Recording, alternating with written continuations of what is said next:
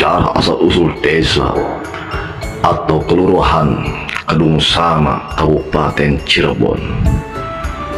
Dahulu, di sebuah kampung ada pasangan suami istri yang hidup bahagia, aman, dan damai.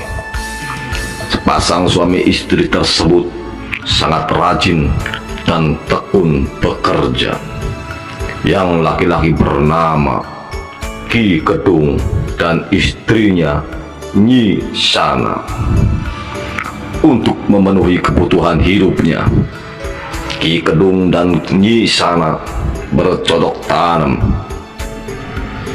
Di samping menanam padi, juga menanam palawija seperti timun dan terong. Akhirnya sampai sekarang banyak orang-orang Kedung Sana yang menanam palawija seperti timun, terong, dan kacang panjang serta yang lainnya. Maka jelaslah bahwa penduduk desa Kedung Sana sebagian besar penghidupannya sebagai petani dan buruh tani. Sekitar tahun 1450 Masehi, Ki Kedung dan Nyi Sana mulai kenal dengan Kiku Cirebon. Pada waktu itu, Kiku Cirebon dengan perahunya singgah di tempat kediaman Ki Kedung dan Nyi Sana sambil menyebarkan agama Islam.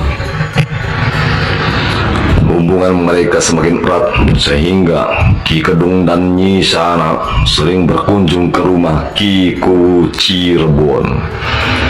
Seandainya Ki Kedung dan Nyi Sana lama tidak berkunjung ke sana, maka Kiku mengajak istrinya berkunjung ke tempat Ki Kedung dan Nyi Sana dengan menyebut Kedung Sana.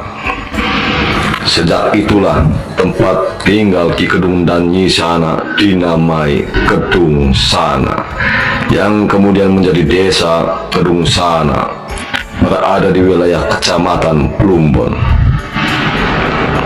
Ki Kedung mendapat tugas untuk menjaga hutan yang ada di Kedung Sana, yang akhirnya tempat itu dinamai juga dengan nama Jagawana. Ketika itu Keraton Cirebon sedang mengadakan pancen untuk menjaga Kedung Jinem. Karena Ki Kedung sudah tua, maka tugas itu dibebankan kepada anaknya yang bernama Ki Jenggot. Di samping sebagai petani, Ki Kedung juga memelihara kerbau yang bisa digunakan untuk membajak sawah. Suatu hari, pada waktu sedang memandikan kerbaunya di musim penghujan, kebetulan sungainya banjir. Ki Kedung memperoleh sepotong bambu yang hanyut di sungai tersebut. Bambu itu dibawa pulang dan dibakar dengan rumput pada tempat perapian. Anehnya, bambu itu dapat berpindah tempat. Setelah beberapa hari, tetap dapat berpindah tempat. Akhirnya bambu dibelah dan di dalamnya terdapat sebilah keris. Ki Jenggot mewakili Ki Kedung untuk berangkat ke Keraton Cirebon untuk melaksanakan pancen. Kebanyakan para petugas pancen hanya tinggal namanya saja. Kalau malam piket, esok harinya meninggal dunia.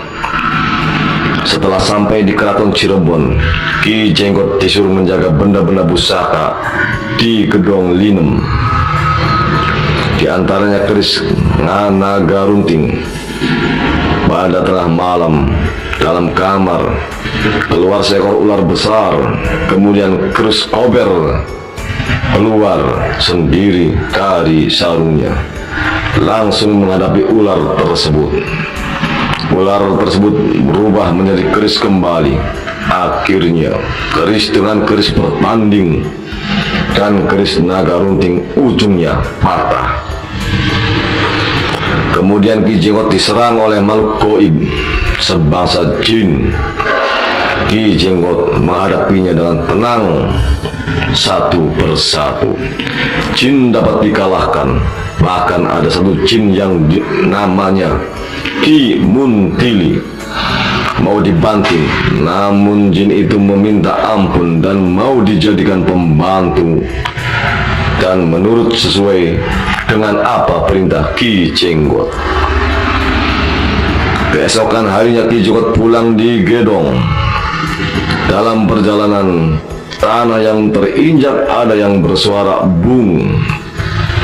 Karena itu tanahnya digali dan di dalamnya terdapat gamelan bala Bandung. Dan tiap hari raya gamelan itu dimandikan, dicuci, dan ditabuh. Tetapi sekarang gamelan itu tidak ditabuh.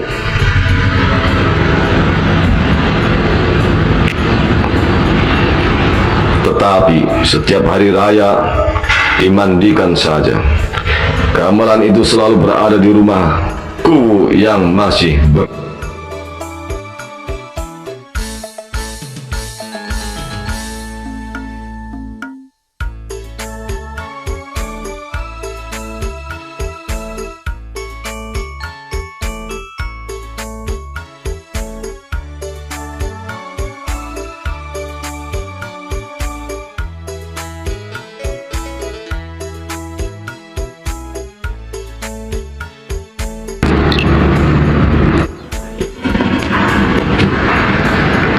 di rumah Ki Jenggot.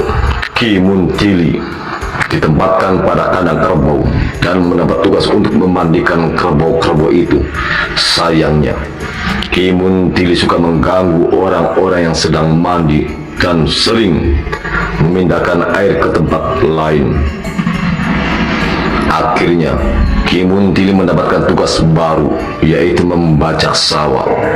Makanya, di Kedung sana dulu tersiar kabar ada bajak yang berjalan sendiri.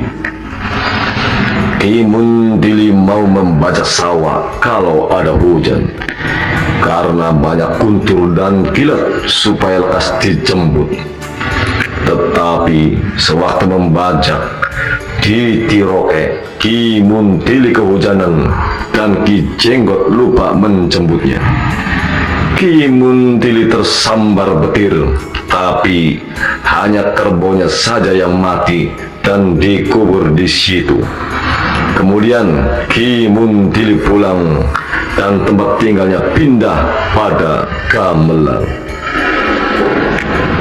Pengganti Ki Jenggot ialah Ki Eter. Waktu balai desa masih di timur sungai Blok Camarjati. Pada waktu itu, Kedung sana mendapatkan cobaan.